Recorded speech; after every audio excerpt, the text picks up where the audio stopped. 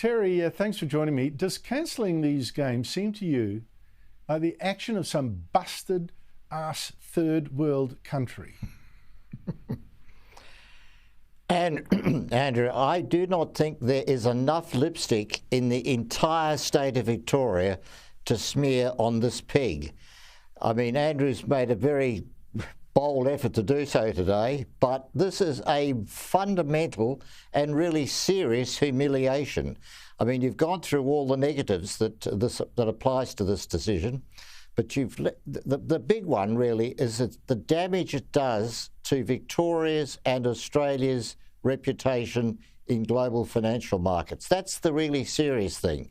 And when you combine that with the state of Victoria's finances, the $150 billion debt heading to $200 billion and ending up who knows where, the combination, and Victoria already has the lowest credit rating of any state government, and obviously well below the federal government's credit rating. This really, and we have a continuing budget deficit, this really takes us back to 1990 and really raises the prospect of Victoria coming into really serious financial trouble, if we're not already in serious financial trouble.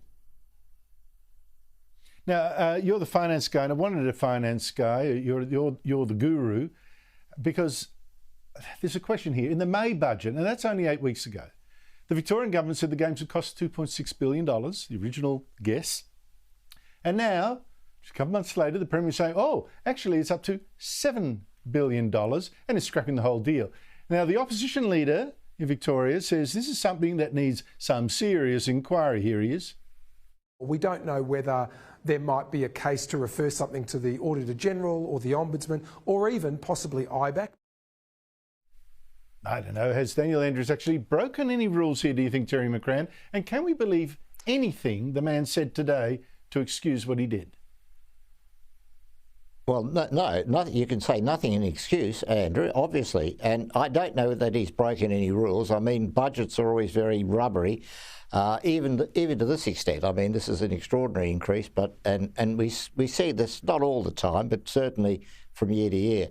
But I think that it really raises the serious question mark over what about the other numbers in the budget, and particularly the big build spend.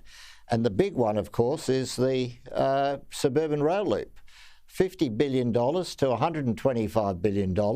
That's what's been admitted to date. If you can get this sort of blowout in this project, in the Commonwealth Games, you're going to see similar numbers. And I mean, both of us have anticipated for a long time that even that $125 billion figure is not going to. We're not going to do it anywhere near that. It's going to be closer to $200 billion.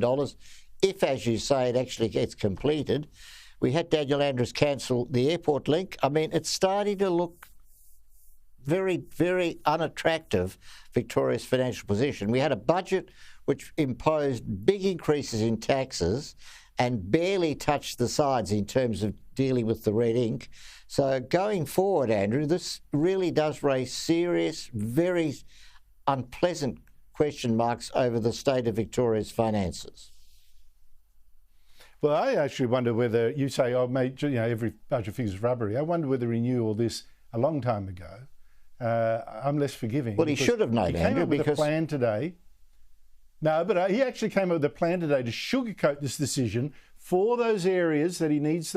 He was hoping to woo with these games, you know, to get the seats there that he wants to win, by saying he's still going to go ahead and spend $2 billion on the regions that were going to benefit from the games. And again, I cannot believe his figures. Listen to him here. Most importantly, there will be a $1 billion boost for social and affordable housing right across regional Victoria. So here's the Premier promising a $1 billion boost to build 130,000 low-cost and affordable housing. That works out to $770,000 per home in rural Victoria. Now, seriously, how can you trust this guy to run anything involving dollars? Well, exactly, Andrew. And let's not forget that this is a government that came into power in 2014, immediately wasting $1 billion by not proceeding with the east-west tunnel across Melbourne. So they've started with that sort of, money grows on trees attitude. And in 10 years, in nearly 10 years, we haven't seen the Premier actually learn anything about how you run the finances of the state. And I really think, to emphasise, Andrew, this is really just the start of the serious issues going forward. This doesn't address them. It certainly doesn't solve any of the serious budget issues in Victoria. And I think, we are in for very, very difficult times in Victoria. And I think Australia's being dragged down with it. I mean, the cancelling of the Commonwealth Games affects all Australia, and the hit to our reputation affects all Australia. Terry McCrann, thanks so much for your time.